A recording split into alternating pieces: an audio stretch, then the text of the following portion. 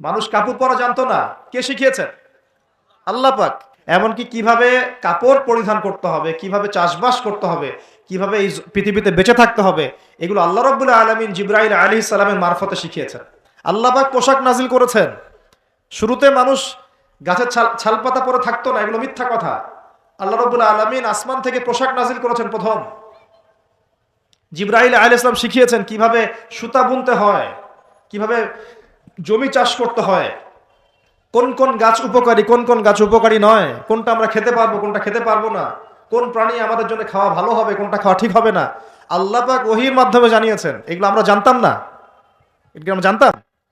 এমনকি কোন গাছে ঔষধি গুণাগুণ আছে, এটা আদম আলাইহিস সালামকে কে জানিয়েছে? আল্লাহ পাক তার ওহীর মাধ্যমে জানিয়েছেন। এই যে আমরা এখন সভ্যতা নিয়ে এত কথা বলি, সত্যি কথা হচ্ছে সভ্যতা শুরু হয়েছে নবীদের হাতে, আর সভ্যতা প্রসারিত হয়েছে নবীদের হাতে।